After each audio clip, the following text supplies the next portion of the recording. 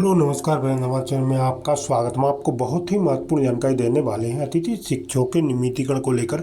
अतिथि शिक्षकों ने नियमितीकरण को लेकर मोर्चा खोल दिया है। तो शासन ने इनकी बहुत सी मांगों को माना गया है, लेकिन नियमितीकरण के ऊपर कोई बात नहीं की गई है। अभी नियमितीकरण के ऊपर कोई विचार नहीं किया जा रहा है, लेकिन अतिथि शिक्षकों को बीच सत्र में बाहर नहीं किया जाएगा। 12 मई का अनुबंध करने के निर्देश दिए गए हैं शासन की ओर से। वो अतिथि शिक्षकों का आगे भविष्य में चल के नियमितीकरण किया जाएगा, शासन का ऐसा कहना है।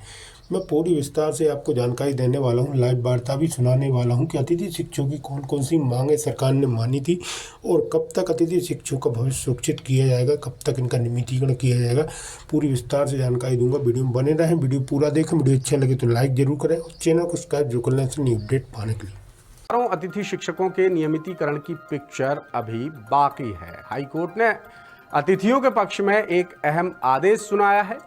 जस्टिस संजय द्विवेदी की सिंगल बेंच ने लोक शिक्षण संचालनालय यानी डीपीआई से कहा है कि अतिथि शिक्षकों के नियमितीकरण पर 30 दिन के भीतर कानून के मुताबिक फैसला लिया जाए। सालों से अपने भविष्य को सुरक्षित करने की लड़ाई लड़ रहे हजारों अतिथि शिक्षकों के लिए यह फैसला बड़ी राहत लेकर आया है। हालांकि कोर्ट के आदेश के बावजूद सरकार और डीपीआई का रवैया गंभीर सवालों के घेरे में है।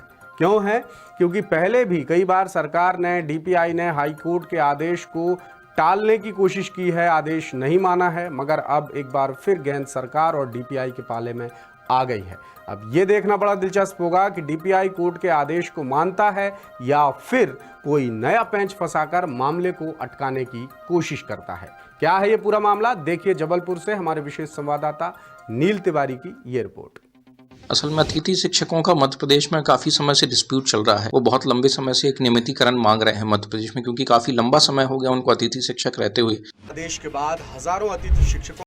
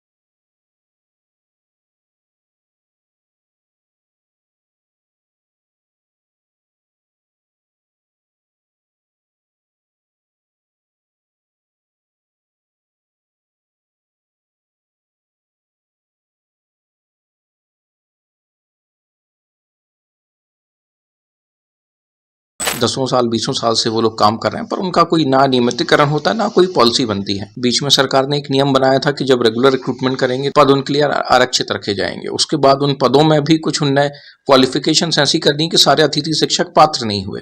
तो उसके बाद लगातार इनका संघर्ष चलता आ रहा था, जिसपे हमने एक पिटीशन लगाई थी ये बोलते हुए कि जो अतिथि शिक्षक सारे मापदंडों पर क्वालिफाइड हैं और बहुत लंबे समय से काम कर रहे हैं, तो उनको नियमितीकरण के लिए कंसीडर किया जाए।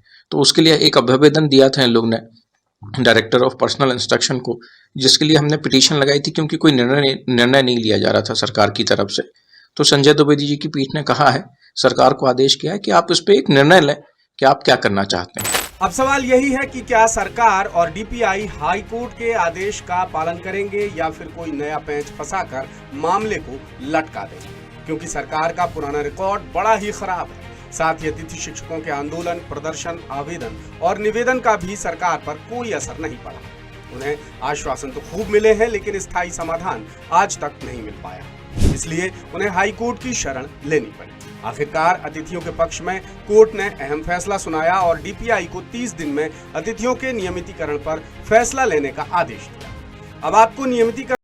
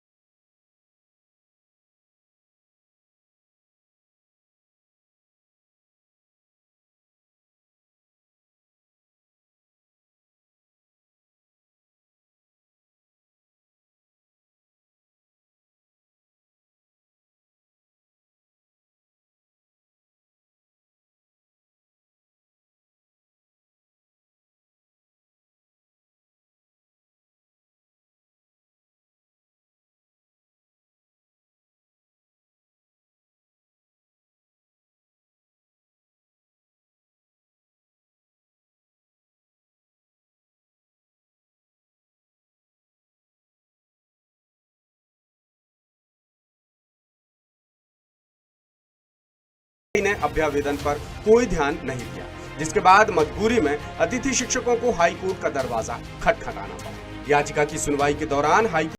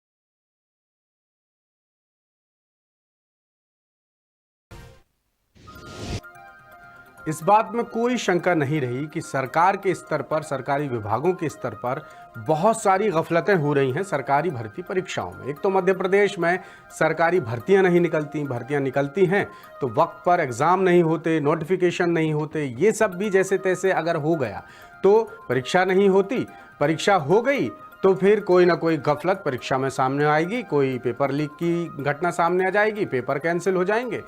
जैसे तैसे खींच तान के मान लीजिए रिजल्ट की नौबत आ गई तो रिजल्ट भी ऐसे आते हैं कि उम्मीदवारों को, टॉपर्स को 100 में से 101 नंबर मिल जाते हैं। तो इस तरह की बहुत सारी गफलतें मध्य प्रदेश में, बहुत सारी गफलतें कोर्ट में भी खुल चुकी हैं, हाई कोर्ट में भी खुल चुकी हैं और सुप्रीम कोर्ट में भी खुल चुकी हैं। अभी एक ऐसे ही मामले का फैसला आना है 14 फरवरी को।